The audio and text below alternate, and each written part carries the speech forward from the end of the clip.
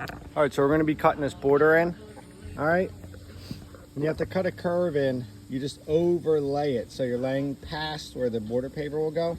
These are some leftover cuts from other areas I'm trying to recycle. All right, but if you were laying full pavers, you can see you just lay past, know what your border distance is. All right, so mine's around 9 inches. I'm using these pavers, all right? So instead of it being super tight, I cut it at about 9.5. So if you're measuring your border paver, all right, don't be deceived by this. So that says 9. You got these little nubs on here. That's how the interlocking concrete pavers work. So it creates that gap that you see everywhere that gets filled with polymeric sand and keeps spacing even. Clay pavers or bricks don't have that, so they make it a little bit harder. All right, so this is why I do 9.5. That says 9. Give me a little bit of leeway on both sides. All right, especially with a curve because they bend a little bit. All right. So then I just go through and I just make marks at 9.5 all around. They have little tools or little jigs or little compasses where you can kind of just connect the pencil and run it along the edge. I don't mind doing it with the tape measure and making tons of marks, and then I just connect the dots.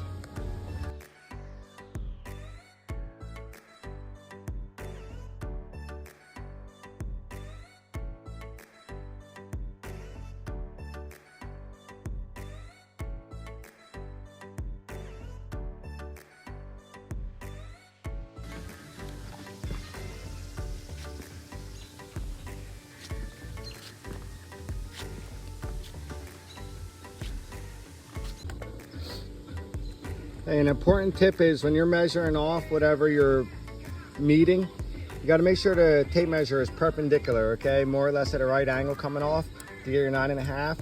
If I have my tape measure like this and I was marking 9.5s, you see where my marks are?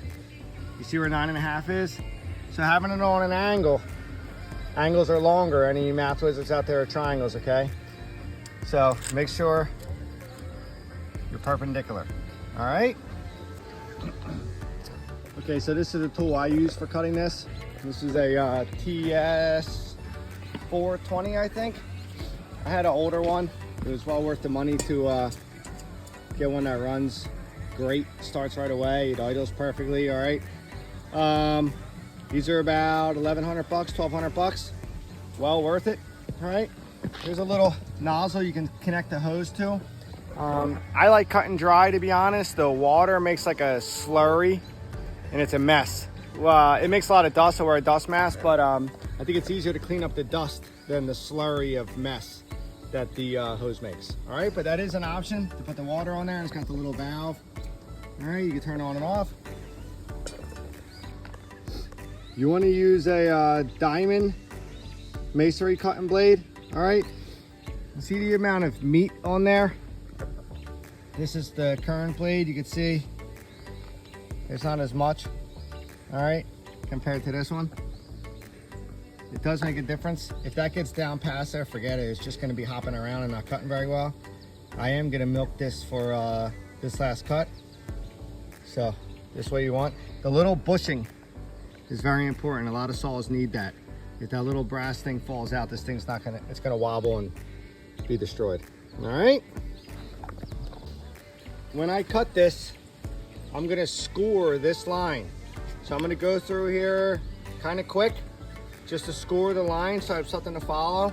This thing spins at very high RPMs, so it can kind of blow your markings away if you're just going slow, trying to cut all the way through your 2 3/8 inch paver in one shot.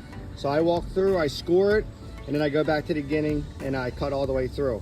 On the sharp curves, with a 14-inch blade, you really can't get all the way through them because the back of the blade hits the paver in the back. And I do that with a grinder. Some guys will put 7-inch blades on these.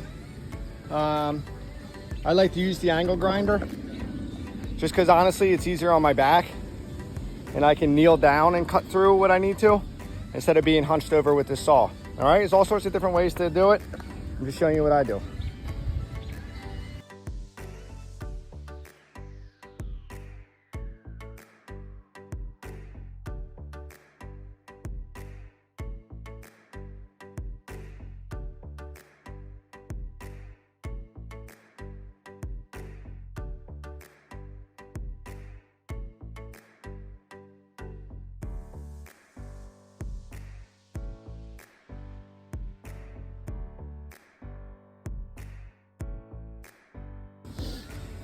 All right, so you can go through and make sure you cut all the way through.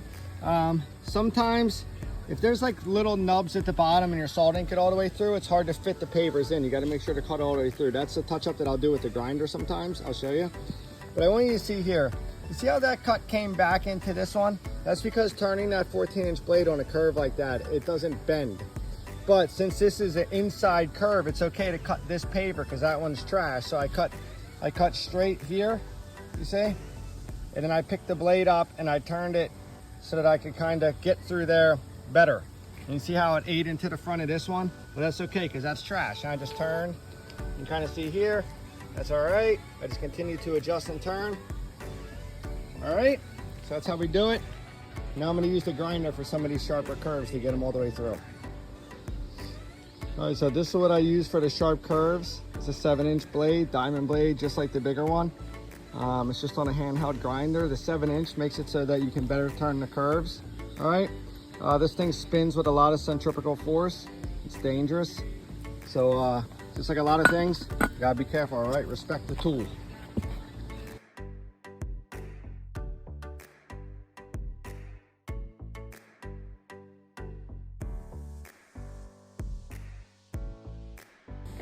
All right, so when I'm putting these in, okay, we made our cut, we cut out the underlay.